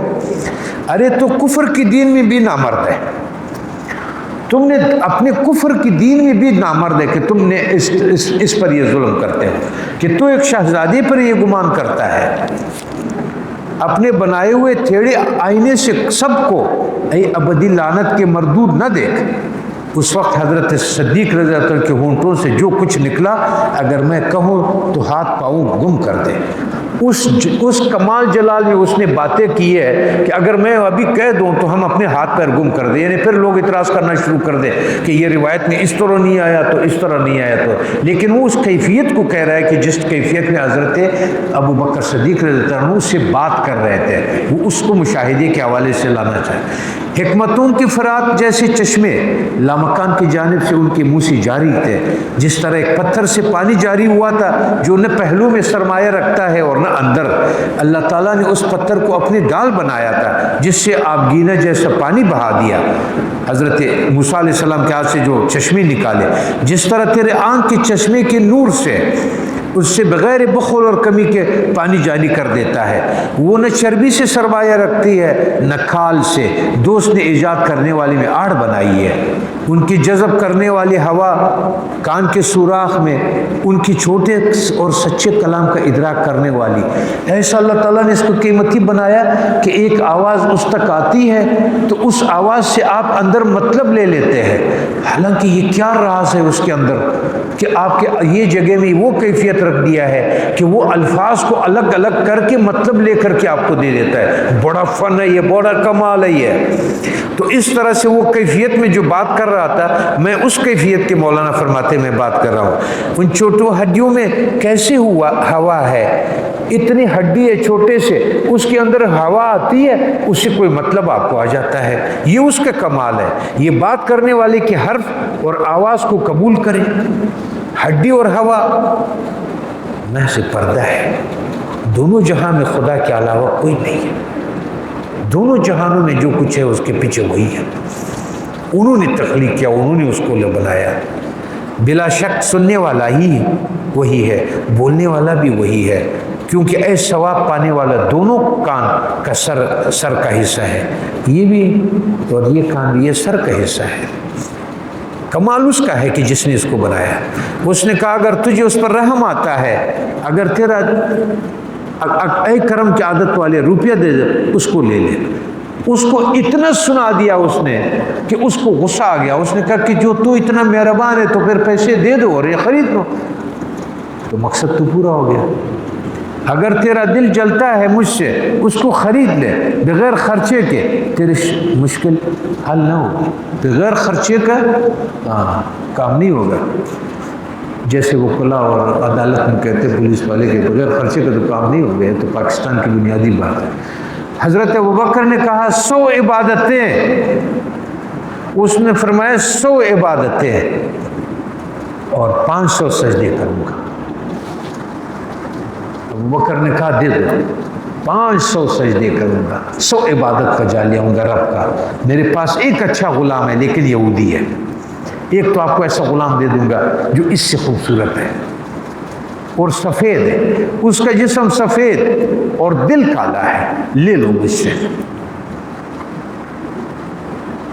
بدلے میں کام کالے جسم اور روشن دل کو دے دے، وہ جو بدن میں کالا ہے اور دل اس کا روشن ہے وہ دے دو، اور یہ میرا والا لے لو، یہ یہودی اور اس کا دل کالا ہے۔ پھر ان سردار نے بھیجا اور بلوایا، سچ مچ میں وہ غلام نہایت حسین تھا۔ اتنے میں ابوبکر صدیق رضی اللہ عنہ نے بلایا، اس نے جب اس کو دیکھا وہ حیران ہو گیا اور اس کو کہا کہ یقیناً تو یہ اس گناہ پہ مجھے اتنا پیارا خوبصورت آدمی دے گا مجھے، ایسا کہ وہ کافر حیران رہ گیا، اس کا پتھر جیسا دل فوراً بے قابو ہو گیا۔ ظاہر پرستوں کی یہی حالت ہوتی ہے، ظاہر پرستوں کی یہی حالت ہوتی ہے، ان کا پتھر صورت دیکھنے سے موم ہو جاتا ہے۔ اس نے جھگڑنا شروع کر دیا اور راضی نہ ہوا کہ لا محالہ اس پر اضافہ کرو۔ انہوں نے کہا نہیں پھر ایک غلام سے نہیں ہوگا، آپ اس پہ کچھ تھوڑا سا پیسے کا رکھ دو اس کے اوپر، وہ کیا کہتے ہیں اس کو، نوٹ آفر بھی دے دو۔ یہ جو دلال لوگ کہتے ہیں نوٹ آفر رکھو نا، پیسے سامنے کچھ رکھو۔ انہوں نے چاندی کی ایک مقدار بھی ان پر بڑھا دی ہے، حتیٰ کہ اس کافر کو حرص راضی ہو گئے۔ اس نے فروخت کر دیا اور بلا مقصد لین دین کر لیا، موتی دے دیا اور بدلے میں پتھر لے لیا، اس خیال سے کہ میں نے نفع کمایا، کالا دے دیا، سفید حاصل کر لیا۔ جب باہمی معاملہ طے ہو گیا، دونوں کا ایجاب و قبول ہو گیا، اس سنگ دل کافر نے کہا لگایا، مذاق اور طنز اور مکر فریب پہ طور پر طنز اور مذاق کرتے ہیں۔ حضرت صدیق اکبر نے اس سے کہا کہ یہ کہا کیسا لگا ہے؟ جواب میں ان کے دریافت کرنے پر اور زیادہ ہنسا۔ اس نے کہا اگر تیرا اصرار اور اہتمام نہ ہوتا اس کالے غلام کی خریداری میں جگڑ کر اس کو نہ بیچتا، خود اس کو 10ویں حصے میں بیچ ڈالتا، کیونکہ میرے نزدیک آدھی دمڑی کے لائق نہیں ہے۔ تو نے شور کر کے اس کو اتنی قیمت بڑھا دی، میں تو اس کو اتنے میں بھی نہ خریدتا، اور تمہارے شور کی وجہ سے میں نے اتنا قیمت لگا دیا۔ اگر تو شور نہ کرتا، تم اتنا اپنے آپ کو ظاہر نہ کرتا نا، تو میں بڑے آرام سے میں اس کو آپ کو میں نے بڑی قیمت میں دھوکہ دے کر کے تمہیں میں نے دے دیا، کیونکہ وہ میرے نزدیک آدھی دمڑی کے لائق نہیں ہے، وہ میرے نزدیک وہ 8 آنے کے لائق نہیں ہے۔ تو نے شور کر کے اس کی قیمت بڑھا دیا۔ تب حضرت صدیق رضی اللہ عنہ نے اس کو جواب دیا، اے بیوقوف، تو نے بچے کی طرح اخروٹ کے بدلے میں موتی دے دیا، کیونکہ میرے نزدیک دونوں جہانوں کی قیمت کا ہے۔ میں اس کے روح کو دیکھتا ہوں، تو رنگ کو دیکھتا ہے۔ وہ سرخ سونا ہے اور کالے رنگ کا ہو گیا ہے اس احمقستان کے رش کی وجہ سے۔ یہ جو احمقوں کا احمقستان ہے نا، جیسے تاجکستان، پاکستان، انہوں نے کہا یہ تمہارے احمقستان کا جو گاؤں ہے نا جس میں سارے احمق رہتے ہیں، اس میں اس کی قیمت نہیں ہے۔ صحیح؟ وہ سرخ سونا ہے، وہ کالے رنگ کا ہو گیا ہے اس احمقستان کے رش کی وجہ سے۔ سترنگی جسموں کی آنکھ اس پردے کی وجہ سے روح کا ادراک نہیں کرتی۔ تمہارا روح جو کالی ہے اس نے اس موتی کا احساس نہیں کیا، اس کو نہیں۔ اگر تم سودے میں سے زیادہ کھینچتان کرتا، میں اپنا تمام مال اور ملکیت دے دیتا۔ اگر تو ذرا سودا میں اور میرے ساتھ سختی کرتا تو میں اپنے تمام مال اور دولت تمہیں دے دیتا، خرید لیتا اس کو۔ اگر تو کھینچ کھانچ بڑھاتا، میں اہتمام کی وجہ سے دامن بھر سونا کسی دوسرے سے قرض لے کے لیتا۔ تو نے آسانی سے دے دیا، چونکہ تو نے سستا خریدا۔ تم نے خریدا بھی سستا تھا نا، بے قدری سے خریدا تھا کہ یہ غلام ہے، بیچا بھی سستا۔ تو نے آسانی سے دے دیا چونکہ تو نے سستا خریدا۔ تم نے موتی نہ دیکھا، ڈبیاں نہ کھلی۔ تیرے نادانی نے بند ڈبیا دے دیا، تو تیرے نادانی نے بند ڈبیا دے دیا، تو جل دیکھے گا تجھے کس قدر ٹوٹا ہوا۔ تو نے لال بری ڈبیے برباد کر دیے، تو حبشی کی طرح سیاہ روئی پر خوش ہے۔ انجام کار تو بہت حسرت کہے گا، کوئی نصیبی اور دولت کو فروخت کرتا ہے؟ کوئی نصیب اور دولت کو بھی فروخت کرتا ہے؟ اپنے نصیب کو، نصیبہ غلامی کی لباس میں تیرے پاس آیا، تیرے بدبخت نگاہ نے ظاہر کے سوا کچھ نہ دیکھا، اس نے تجھے پر اپنی غلامی ظاہر کی، تیرے بدخصلت نے اس کے ساتھ مکر اور چالاکی کی۔ تمام صادقین دنیا میں بے قیمت ہے، اس کی کوئی قیمت نہیں۔ مولانا فرماتے ہیں کہ اب بیڑ بکریوں کے ریوڑے ادھر تو جو وہ ہے، ایک بادشاہ کو پرائم منسٹر کو لیا اس کے سامنے کھڑا کر، اس کو کوئی پتہ نہیں چلتا کس کو میرے ساتھ لایا۔ آج اس کے چوپان، آج اس کے جو چرواہا پرائم منسٹر کو بنا دو، بیڑ بکریوں پہ کوئی فرق نہیں پڑتا کہ یہ کو آپ ایک ایس ایچ او کو ادھر لے آؤ نا، ایک ایس ایچ او کو آپ لے آؤ، یا آپ ڈریں گے یا عزت کریں گے کہ کل کام آ جائے گا، کل ہوگا۔ ایک مرتبہ ڈی سی نے مجھے کہا کہ میں نے کھلی کچہری لگانی ہے ادھر، تو کھلی کچہری لگایا اس میں، تو لوگ اپنی شکایتیں سنا رہے تھے۔ تو یہ غلام عبدالنبی نئے وہ غلام نبی نہیں ہمارا عبدالنبی نئے سیاست سیکھا ہوا تھا، نئے تقریر اس کا آئی ہوئی تھی، تو وہ اس نے کہا یہ پولیس والے اپنے آپ کو کیا سمجھتے ہیں؟ شاہ فیصل کالونی میں عوام نے اس کے پتلون اتار دیا، اس کے قمیص اتار دیا، ایک دم اس کی نظر ایس ایچ او پہ، یہ ایس ایچ او بہت اچھا آدمی ہے، اس کی بات نہیں کر رہا ہوں۔ ایک ایسے چو سے تمہارا ساتھ کچھ نظام بدل جائے گا، لیکن صدیق آپ کے پاس ہوگا اور تمہیں اس کے اندر کی پہچان نہیں ہوگی کہ وہ کیا ہے۔ اس سیاہ باطن سفید جسم کو اے بیہودے بت پرستوں کی طرح لے لے۔ تم اپنے سیاہ باطن اور سفید جسم دنیا کو تم اس بت پرستوں کی طرح دیکھیں کہ تمہارے پاس پیسے کی قدر ہے، ان چیزوں کی قدر ہے، لیکن بلال کی قدر نہیں ہے، اور بلال کی اہمیت تمہیں نہیں نظر آ رہا ہے، تم اس کو بیچ دے گا۔ کیوں؟ تم نے اس پر کوئی پیسہ نہیں دیا۔ اور جب یہ لوگ کام کرتے ہیں، صدیقوں کا کام بالکل اس طرح ہے جیسے نبیوں کا کہ وہ ما اجر ہے، آپ کے میں اجر نہیں ملتا الا اللہ، میرا اجر اللہ تعالیٰ پر ہے۔ صدیقین جتنے بھی انسانیت کے لیے کام کرتے اس کو ملواتے ان کے روحوں کو اللہ تعالیٰ سے، اس پر وہ کسی اجر کے طلبگار نہیں ہوتے کہ تم مجھے اجر دیں۔ وہ کہتا ہے میرا اجر میرے رب پر ہے۔ ہر جگہ قرآن یہ کہتا ہے کہ نبیوں نے یہ کہا کہ ان اجری علی اللہ، میرا اجر اللہ تعالیٰ پہ۔ اس کو ہر لمحہ اتنے مزے ملتے ہیں۔ آپ کے خیال میں جب وہ یہ سر پہ اٹھا کے لے جا رہا ہوگا، اب اندازہ لگاؤ اس کو آگے کیا ہے، یہ تیرا اور میرا۔ آپ کیا کرتے ہیں؟ اس سیاہ باطن سفید جسم کو اے بیہودہ بت پرستوں کی طرح لے لے، یہ تیرا اور یہ میرا، یہ تیرا اور یہ میرا۔ ہم نے نفع کمایا، ہاں اے کافر تمہارے دین تمہارے لیے، میرا دین میرے لیے۔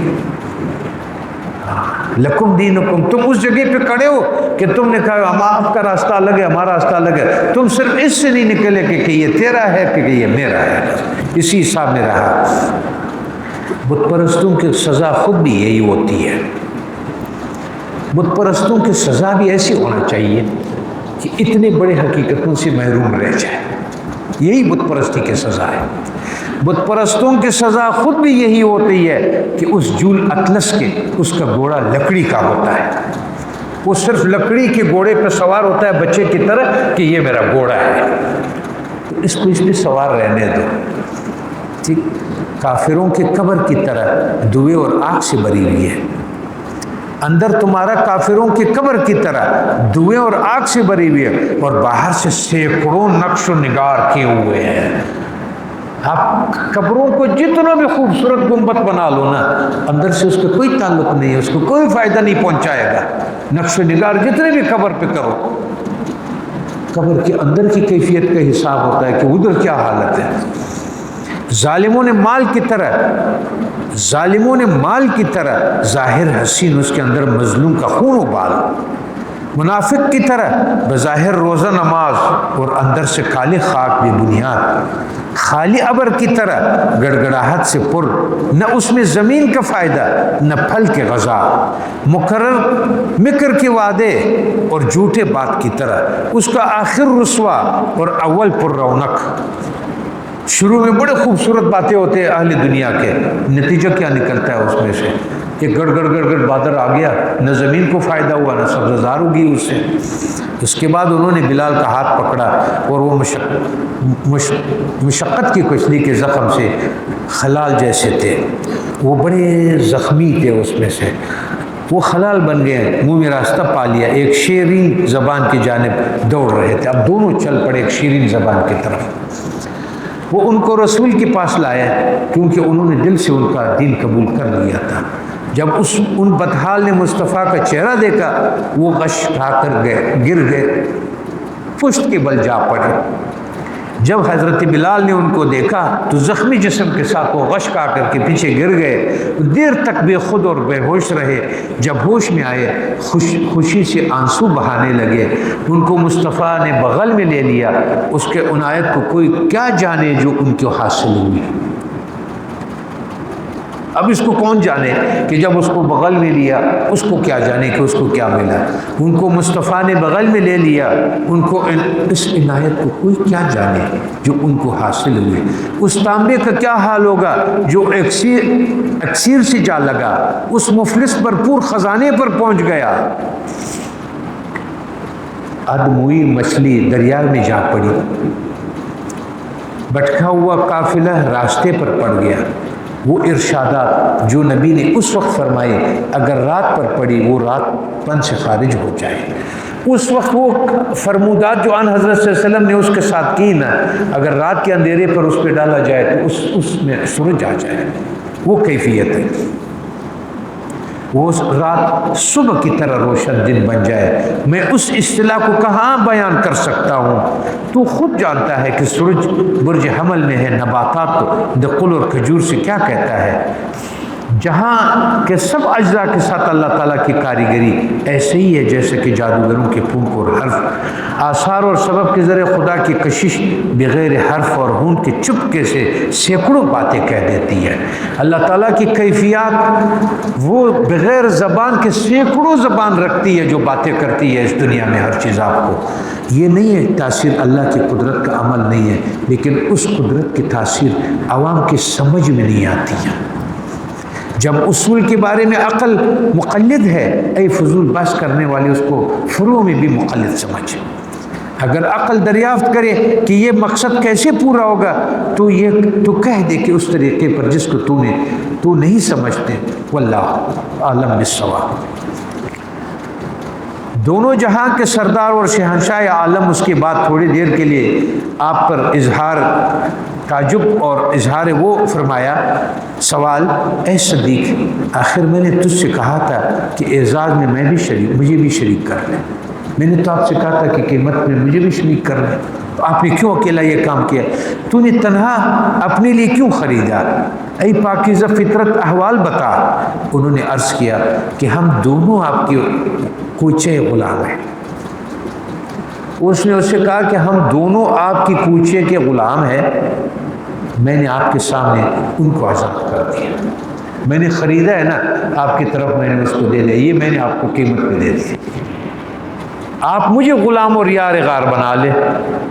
اس کا قیمت یہ ہے کہ آپ مجھے اپنا غلام اور یار غار بنا لیں، میں ہرگز کسی وقت آزادی نہ چاہوں گا، میں کبھی آزادی نہ چاہوں گا کہ مجھے آزاد کر دو۔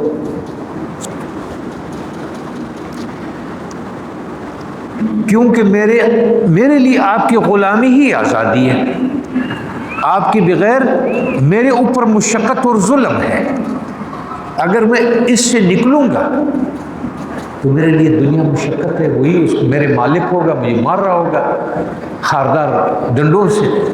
اے وہ کہ جس نے برگزیدگی سے جہاں کو زندہ کر دیا، عوام کو خاص بنا دیا، خصوصاً مجھے۔ اس نے کہا یا رسول اللہ، جس نے جہاں کو زندہ کر دیا، عام لوگوں کو خاص کر دیا، میں تیرا خواب بچپن میں دیکھتا تھا، میں آپ کو بچپن میں خواب میں دیکھتا تھا۔ میں نے آپ سے کہا کہ صدیق تلاش کرتا رہتا ہے، وہ بیٹھتا نہیں ہے۔ جوانی میں میرے روح خوابیں دیکھتی تھی کہ مجھے سورج کی ٹکیاں نے سلام کیا، مجھے جوانی میں خواب میں دیکھتا تھا کہ سورج کی ٹکیے نے مجھے سلام کیا، اس نے مجھے زمین پر سے آسمان پر کھینچ لیا، چڑھنے کی وجہ سے میں اس کا ساتھی بن گیا ہوں۔ میں نے سمجھا یہ دیوانگی اور محال تھا، کبھی محال فی الحال وصف بن سکتا ہے۔ میں تو یہ سوچتا تھا کہ یہ خواب میں شاید مجھے دیوانگی ہو گئی ہے کہ میں سورج پر پہنچا ہوں، سورج میرا ساتھی ہو گیا ہے، سورج نے مجھے کھینچ لیا ہے۔ جب میں نے آپ کو دیکھا، میں نے اپنے آپ کو دیکھ لیا۔ اس سے بہتر وصف کے آئینے پر آفرین ہے، اس آئینے پر آفرین ہے، مولانا فرماتے جس نے اس کے اندر عکس پڑ گیا اس کا۔ میں نے سمجھا کہ دیوانگی اور محال تھا، کبھی محال فی الحال اور وصف بن سکتا ہے۔ جب میں نے آپ کو دیکھا، میں نے آپ کو دیکھ لیا، اس سے بہتر وصف کے آئینے پر آفرین ہے۔ جب میں نے آپ کو دیکھا، میرا محال حال ہو گیا، جو میرے سوچوں میں تھا وہ ایک حقیقت بن کر کے میرے سامنے آ گئی، میرے روح عظمت میں غرق ہو گئی۔ اے شہروں کی جان، جب میں نے آپ کو دیکھا، خود اس سورج کے وسط وقت میرے نظر سے گر گئی۔ جب میں نے آپ کو دیکھا، آپ کی روشنی کو دیکھا، اس کے سامنے یہ سورج گر گیا میرے نظر میں کہ یہ کون سا روشنی ہے جو سورج کا ہے۔ میں نے جب آپ کی ہمت، آپ کی وجہ سے میرے نظر عالی ہمت بن گئی، اب یہ نسبت بن گیا، اب نسبت سے جو کمالات مل گیا، دنیا میں کوئی ایسا انسان نہیں ہے جس کے نسبت رسول اللہ صلی اللہ علیہ وسلم کے ساتھ اس کے ذات میں کوئی بات کرے رسوا بھی. اولین ہم الاولین سابقون ہم سابقون، پہلے کے لوگ پہلے. زمانے کو سوائے بے قدری کے نہیں دیکھتی ہے. زمانہ تو بغیر بے قدری کے اس کے پاس تو اور نظر ہی نہیں ہے. اس کے پاس ہر چیز بے وقت اور بے معنی ہے، بے قدری ہے. میں نے نور کی تلاش کی، اپنے آپ کو نور نہیں دیکھتا.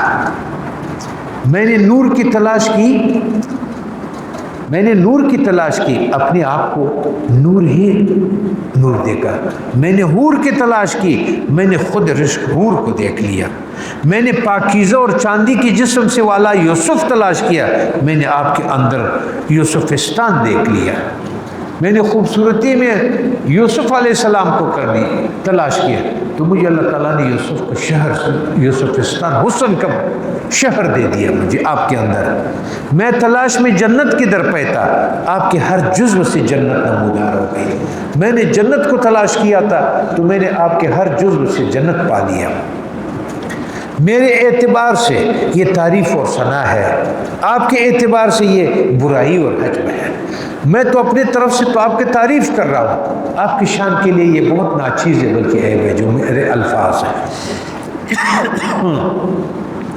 جیسے بھولے چرواہے انسان کی تعریف خدا کے موسیٰ کلیم اللہ کے سامنے، جیسے اس بھولے چرواہے نے موسیٰ علیہ السلام کے سامنے اللہ کی تعریف کی کہ اگر تو ہوتا تو میں تمہارے زخموں کو ٹھیک کرتا، میں تمہارے بالوں کو صاف کرتا. موسیٰ علیہ السلام نے کہا یہ کیا کہتا؟ وہ تمہاری تعریف ایسے، میری تعریف ایسے ہے جیسے اس چرواہے کے حضرت موسیٰ کے سامنے اس کی تعریف تھی. میں تیرے جوئیں پکڑوں گا، میں تجھے دودھ پلاؤں گا، میں تیرے چپل سی دوں گا اور تیرے سامنے رکھ دوں گا. اللہ تعالیٰ نے اس کی برائی کو تعریف کے بدلے میں لے لیا. اللہ تعالیٰ نے اس تعریف برائی کو اس میں لے لیا. اگر آپ بھی رحمت فرمائیں گے تو تعجب نہ ہوگا. عقلوں کی کوتاہی پہ رحم فرما دیجیے. ای وہ کہ عقلوں کے وہموں سے برتر ہے، رحم کر وہ جو وہموں اور عقلوں سے اوپر ہے، وہ رحم والا. ای عاشقوں، نیا نصیبہ پرانے جہاں سے تازہ بتازہ آپ پہنچا ہے. اے نصیبوں والے، ہر زمانے میں آپ کو اللہ تعالیٰ ایک نئے جہان اور نئے بہار لے آتا ہے. جب ہم کہے بہار ہر سال آ گیا تو کوئی اعتراض نہیں کرتا ہے. جب ہم کہے انگور ہر سال آ گیا تو کوئی اعتراض نہیں کرتا ہے. جب ہم کہہ دیں کہ کیلا ہر سال آ گیا تو کوئی اعتراض نہیں کرتا ہے. ہم کہے ہر سال آم آ گئے، خربوزہ آ گیا، کنو آ گیا، مالٹا آ گیا ہر سال. ہم کہے مکھیاں بھی پیدا ہوتے رہتے، مچھر بھی پیدا ہوتے رہتے، سانپ بھی پیدا ہوتے رہتے. جب آپ اسے کہتے ہیں کہ صدیقین بھی پیدا ہوتے رہتے تو آپ سے کہتا ہے کہ آپ بھی غلط ہے، آپ کا روش بھی غلط ہے. جب وہ اس محبت میں اسے عشق کرتے ہیں، جب وہ عشق میں اسے ادب کرتے ہیں تو کہتا ہے یہ تم نے شرک کر لیا، یہ تو فلاں کتاب میں نہیں ہے، یہ تو فلاں کتاب میں نہیں. جب فوجی اپنی فوج میں ہوتا ہے کہتا ہے یہ ڈسپلن ہوتا ہے، میں یہ ادب کرتا ہوں. جب پولیس والا اپنے اس میں ہوتا ہے کہتا ہے یہ ہمارا ڈسپلن ہوتا ہے. جب آفس میں ہوتا ہے تو سیکرٹری اور فل سیکرٹری اور منسٹر آت کر کے کلرک تک وہ سارا ڈسپلن ہوتا ہے اور سب کچھ ہوتا ہے. جب اس صدیقین والے راستے میں ہوتا ہے تو اس پر 100 ٹپے لگا دیتے ہیں کہ وہ کس طرح. وہ لباس بھی اسی اسکول کا پہنتا ہے، فیس بھی دے دیتا ہے، نام بھی اچھا سمجھتا ہے، اس پہ فخر بھی کرتا ہے. یہ اس کے لیے باعث ادب، باعث نفس کی بھی بن جاتا ہے، باعث تانا بھی بن جاتا ہے، باعث پیغور بھی بن جاتا ہے اور باعث غلام بن گیا ہے. یہ فلاں بن گیا ہے، یہ وہ بن گیا ہے، یہ تو فلاں کا غلام بن گیا ہے. اصل میں اس کو آزادی تو تب ملی جب اس کو انعام کا مل گیا. انعام جس پر اللہ نے انعام کیا اس کا نسبت اس کے ساتھ بن گیا. اس جہان سے جو ہر لاچار کا چارہ جو ہے، اس میں اس جہان کے لاکھوں عجائب. وہ جو چارگر ادھر بیٹھا ہوا ہے نا، وہ ہر وقت اس چیز کو جو انعامتا ہے، یہ اس کا سب سے زیادہ چارگری میں ہے، زیادہ اس کے طرف متوجہ ہے. ابشروا یا قوم اذ جاء الفرج، افرحوا یا قوم قد زال الحرج. اے قوم بشارت حاصل کرو کیونکہ کشادگی آ گئی، اے قوم خوش ہو بے شک تنگی زائل ہو گئی، بلال کی جھوپڑی میں سورج گیا ہے، تقاضے میں ہے کہ اے بلال ہمیں راحت پہنچا۔ اب اس سے کیا کہا، اے بلال ہمیں اپنی آواز سے راحت پہنچا، یعنی آزان دے۔ صحیح، دشمن کے خوف سے تم آہستہ کہتے تھے، مینارے پہ چڑھ اس کے اندھے پن کو بیان کر، اس جاؤ اب چڑھو اور اس کو جیسا سورج طلوع کرتا ہے اپنی آواز سے روشن کر دو اس کو۔ بشیر آن حضرت صلی اللہ علیہ وسلم ہر غمگین کے کان میں پونگتے ہیں، اے بدبخت اٹھ اقبال مندی اور کا راستہ اختیار کر، اے قید اور اس گندگی اور جوؤں میں خبردار کہ کوئی نہ سن لے، تو برا ہے چپ ہو جا۔ اے میرے محبوب آپ کیسے خاموش ہوں گے، کیونکہ ہر بال کی جڑ سے اعلان کرنے والا پیدا ہو گیا ہے۔ اب اللہ تعالیٰ نے ہر چیز ہمارے اس امت کے لیے کھول دی ہے، پیش کر دیا۔ حاسد دشمن ایسا بہرا ہو گیا، اتنے ڈھولوں کی آواز کو کہتا ہے آواز کہاں ہے، وہ اتنا ہو گیا کہ ڈول بج رہے ہیں اور وہ ابھی یہ دنیا کو کوئی پتہ نہیں ہے کہ کتنے بڑی نعمتیں آ گئی، کتنے دروازے کھل گئے، کتنے انعام ہوئے، انعام والوں نے انعام پا لیا۔ کوئی اس کے منہ پر تازہ پھول مارتا ہے، وہ اندھے پن سے کہتا ہے یہ تکلیف کیسے ہے۔ یہ لوگ اس کے صادقین اس کے منہ پہ پھول مارتے ہیں، وہ کہتا ہے آپ نے مجھے زخمی کر دیا، مجھے پھول کیوں مارا۔ وہ اس کو نصیحت کرتا ہے، وہ اس کو دعوت کرتا ہے، وہ اس کو مدد کرتا ہے، وہ اس کو غلام کو آزاد کرنا چاہتا ہے، کیونکہ ہم غلام ہیں اپنے نفس کے، اپنے خواہشات کے، اپنے راستے کے۔ صدیق چاہیے آ کے ہمیں خرید لے، نسبت بنا لے ہمارے، اور ہمیں اس حقیقت تک لے جائے جو ہمیں لے جاتا ہے۔ تو چور حور چٹکی لیتی ہے اور اس کا ہاتھ کھینچتی ہے، اندھا حیران ہے کہ مجھے کیوں ستاتی ہے، میرے ہاتھ اور جسم پر یہ کشمکش کیوں ہے، میں سو رہا ہوں، چھوڑ تاکہ میں سو ہوں۔ جب اس کو حور نے اس کو نیند سے اٹھائے، وہ کہتے یہ کون مجھے نیند سے اٹھا رہا ہے، نیند میں اس کو کیا پتا ہے کہ کون مجھے اٹھا رہا ہے، تیرے لیے بہت پیغامات آئے ہوئے ہیں کہ اٹھو، وقت آ گیا ہے، اٹھو۔ تم کہتے ہیں مجھے میرے زندگی سے نہیں ہلانا، مجھے میرے راستے سے نہیں ہٹانا۔ تو جس کو خواب میں تلاش کرتا ہے وہی ہے، آنکھ کھول، وہی مبارک قدم چاند ہے۔ تم ذرا آنکھ کھول، تیرے لیے وہی چاند حاضر ہے، تیرے لیے وہی چیز ہے۔ وہ حسینوں سے ہر راہ میں چھیڑ چھاڑ کرتا ہے، کبھی اندوم کو بھی پریشان کر دیتا ہے۔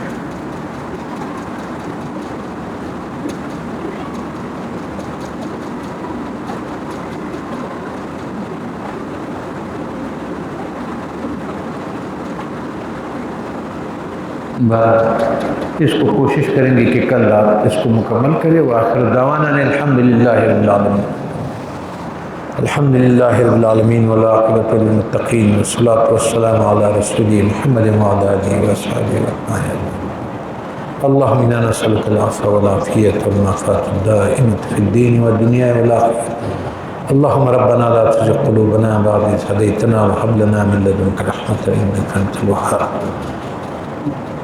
اللهم اهدنا بهداية القرآن ونجنا من النار بكرامة القرآن وادخلنا الجنة بشفاعة القرآن۔ اللهم إنا نسألك من خير ما سألك منه نبيك محمد مصطفى صلوات الله تعالى عليه، ونعوذ بك من شر ما استعاذك منه نبيك صلوات الله تعالى عليه۔ ربنا تقبل منا إنك أنت السميع العليم وتب علينا إنك أنت التواب الرحيم، وصلى الله تعالى على خير خلقه ونور عرشه محمد وعلى آله وصحبه أجمعين، ثم آمين برحمته۔